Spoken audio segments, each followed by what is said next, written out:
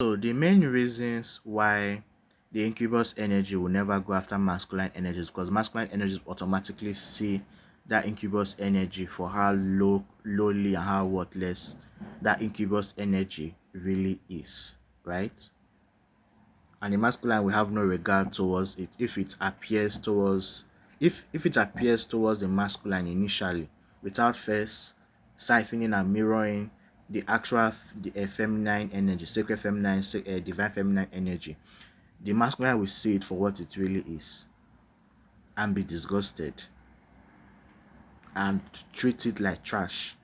So incubus energies will never present themselves to masculines until they have siphoned and mirrored from actual divine and sacred feminines.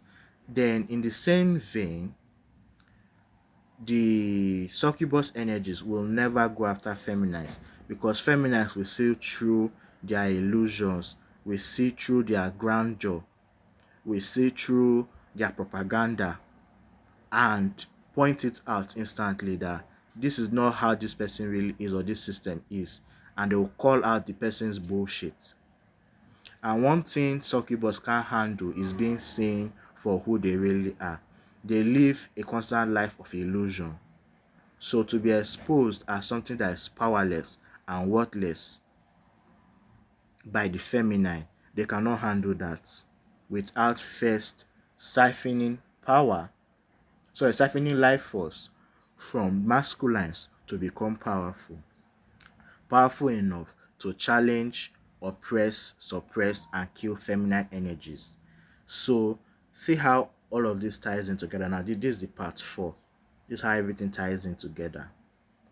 So, the best way to for all of this to the correction part of the corrections for feminine energies is to start calling out systems in place, the wise ones, the ones that are too expansive to tame, the ones that are neurodivergent, artistic, creative, because feminine energy is creative energy.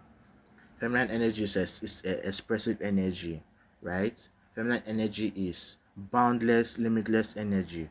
When you now start expressing yourself freely, when you start working your authentic self-expression, when you speak the truth in every situation, when you speak truth to power and authority, when you hold people accountable, when you expose evils everywhere you go, you are setting the stage for false power to be recognized and dismantled. And as you are doing so, the masculines who are serving those systems will start to see the cracks and recognize that these people aren't actually powerful if we are not feeding them power.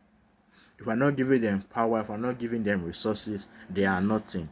And then to not make the masculines to not see that, oh, they are only as powerful as I make them to be or as I believe them to be. Without my belief, without my service, they are nothing. And when the masculine now pulls back from the systems and these individuals, they very quickly become powerless and worthless. And in the same vein, when the masculine now runs into these evil incubus energies and they treat them like the trash that they are, right? It then sets the stage for those energies to be forced to work on themselves to become worthy of reverence by masculine energies, essentially, right? And to have respect and regard for the feminine energies.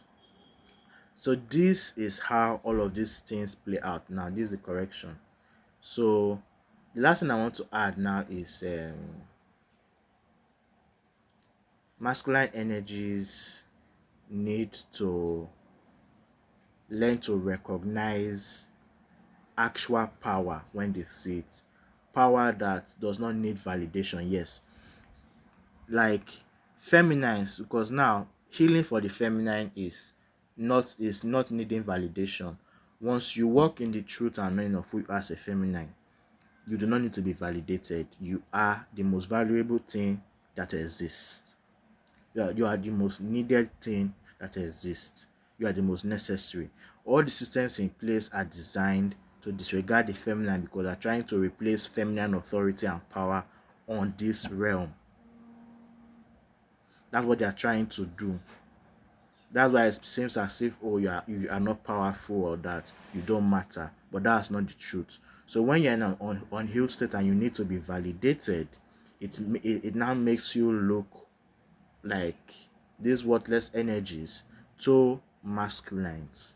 After masculines, when you are serving oppressive systems, or you are aligned with obviously evil people who do evil things to obtain power, when you service when you have service to those people, when you worship those people, it makes the feminine see you as something evil and disgusting, and not want to engage with you in any capacity, shape, or form. So part of the correction is masculines need to learn to recognize when something is evil, when something is only powerful because it is stealing power from others, and stand against it and refuse to be a part of it. So these are also the corrections that need to be made. So this is the last part for this series.